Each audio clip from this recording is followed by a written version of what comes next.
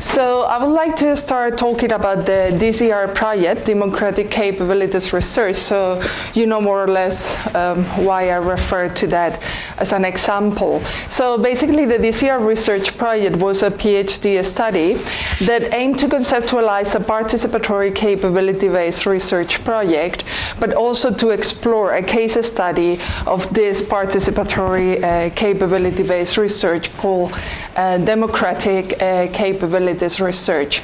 So what I'm going to do today in my presentation is to focus on the conceptualization, but please feel welcome to ask me about empirical findings later on with the comments. It's just that it's a lot, so I will prefer to focus on the conceptualization. So then I'm going to start my presentation talking about knowledge inequalities. Wait, okay. Then this is maybe another version, PowerPoint. Anyway. So I will start with knowledge inequalities and decolonization, colonization, in order to acknowledge the knowledge inequalities in knowledge production within higher education institutions. Then I will continue problematizing participatory research in order to introduce the capability approach as a theoretical proxy to expand the way in which we understand these practices and decolonize them in a way. I will elaborate during the presentation about this. And I will conclude with the 5 DCR principles to orient these processes of knowledge creation towards human development, but also, to decolonize this kind of practices in the context of higher education.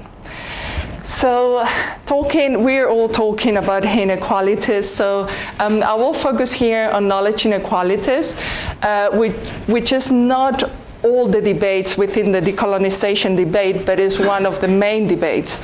So basically, scholars are talking about how the production of knowledge in Western countries has been jeopardizing other type of knowledge systems, and the existence with that kind of academic knowledge that we create in elitist institutions. So basically, they do recognize the value of scientific knowledge, but they acknowledge the system, the unequal system in knowledge systems, and they actually say how we need to provide spaces in which we can have an ecologies of knowledges. So basically, we can recognize other knowledge systems that has been historically excluded by higher education institutions because of the colonial issue that continue with the modernist and enlightenment kind of thinking, and today's predominant and powerful in visibilizing other knowledge systems. So in this space, participatory research is coming to higher education institution as a solution to this challenge in knowledge inequalities. And it's seen as internal solution because although participatory practices are used outside of the university context, is it inside that they said or they claim that they can challenge this type of colonial, modernist, Western issues that we have currently on higher education. Especially in the last 20 years, the literature is really focusing on resolving this kind of inequalities in knowledge production.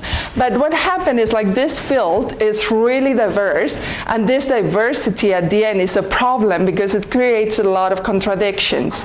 So we found how participation is framed in really different ways, and sometimes not even compatible one with another. So for some scholars, participation will be having yourself a research project and including the participants in a specific method, and other will conceptualize this participation as a full partnership with communities and groups of individuals.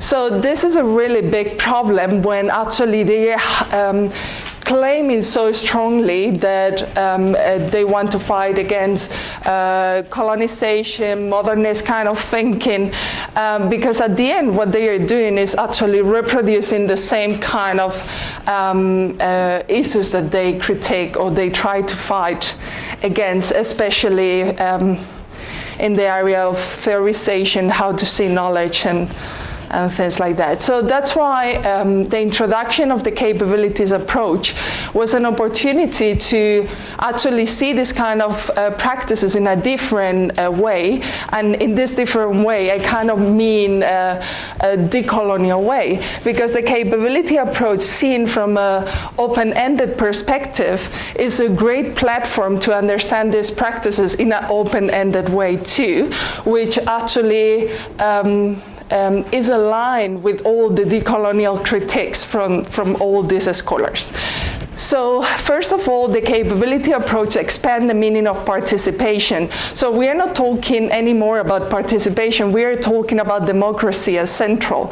So if we see a process of knowledge creation as democratic, we are not talking about including participants in 1, 2, 3 stages. We are actually creating a democratic spaces for knowledge production, where that space is actually a space for knowledge production in a co-creation process, which is more partner kind of.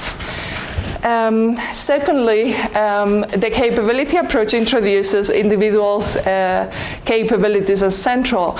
And this is really important because what the colonial literature is trying to highlight is actually the how we can promote diversity in a world that is constantly pushing towards unification. So how we can actually, preserve and promote the different diverse lives that different people have reason to value. So actually this is exactly what some decolonial scholars are talking about. And moreover, it guides us towards an incomplete idea of justice and human development. As I said, only the capability approach from an open-ended is able to align with this kind of debates, because actually what these scholars are telling too is that we need to stop theorizing as Western scholars. We need to start theorizing incompletely. So create theories that are ontologically incomplete, that are able to be accommodated contextually. So basically that's what the capability approach is able to do from this open-ended, because at the end the capability approach is not, from a Amartya-Sen perspective, is not telling you which capabilities, it's telling, well, that's the choice of the people to decide. And actually we need to keep in mind history, and we need to keep in mind context, because the capabilities that are valued are going to be different depending on these factors. So that's how I came with the DCR research process that is conceptualized by 5 different principles that are open-ended as the version of the capability approach that I'm using. These principles are, of course, oriented to human development expansion in participatory research, but it's also a way of decolonizing the capability approach in certain kind of ways that has been promoted with universal list and things like that, but also how to decolonize participatory research that has been claiming this for 20 years and perhaps is not doing what's supposed to do. So the 5 principles, as I said, are open-ended and need to be contextualized, and these principles are coming from the literature on decoloniality, the capability approach, and participatory approaches. So the first principle, remember I'm talking about a participatory research process, not a method. So the first principle is injustice as initial issue. So this is important mainly from the decolonial literature, because they consider that because it's not about the scholar bringing participants into your own interest, we need to find common interest within communities or group of individuals and scholars to look for something, for injustices that are important to all of us, and then we can come together to research. The second one is the excluded groups as knowledge creators. This is kind of tricky, because here I don't mean that they don't create knowledge in their own terms. Basically what I'm telling is as I said before, due to these knowledge inequalities, we have created a system that believes that some knowledges or knowledge systems are more important than others. So therefore, this is tried to say that how those knowledge systems, that are still knowledge systems, can be aligned with others in an equal space. So how we can bring those kind of groups excluded from academic and scholars spaces and create knowledge with them.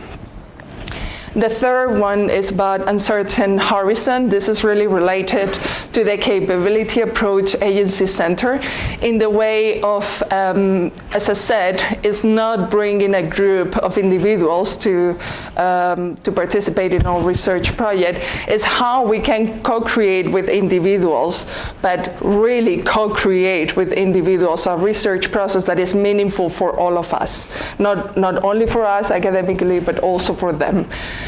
Ecologies of knowledges, as I said, this is seen as a solution to the knowledge inequalities for some scholars. So this principle tries to visualize the importance of different knowledge systems represented in the process of knowledge creation. I think this is also tricky because it's not about bringing as many knowledge systems as we can, but it's more doing it relevant for the context.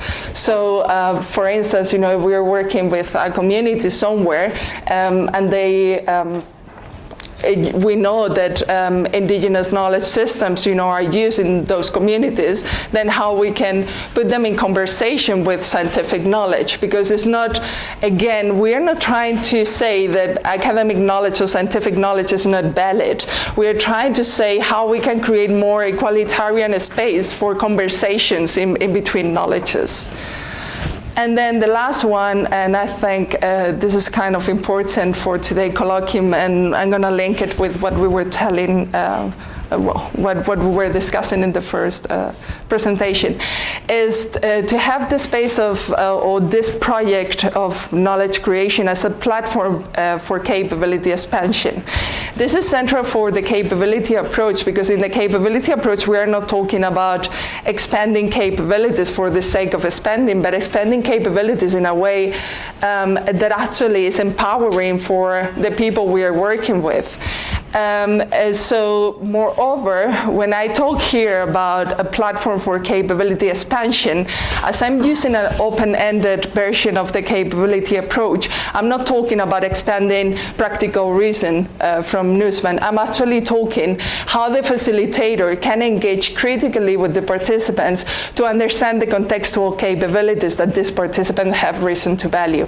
And this links that in the South African context, Ubuntu can be a capability to expand Ubuntu capabilities in, within the process of knowledge creation. So to summarize a bit the presentation, I have started talking about the colonial challenge, but focusing on knowledge inequalities and how important is this for higher education institutions. Therefore, I have introduced participatory research as a way to resolve, but at the same time, all the contradictions within the field and limitations in order to challenge this kind of knowledge inequalities. So therefore, I introduced a capability approach in order to resolve these challenges, and I have presented the 5 principles to take us forward or towards more inclusive participatory research processes in higher education, but also this kind of decolonization from traditional research processes. So yeah, I was quick. Thank you. Okay, thank you, Carmen. We will take questions in sets of 2s again.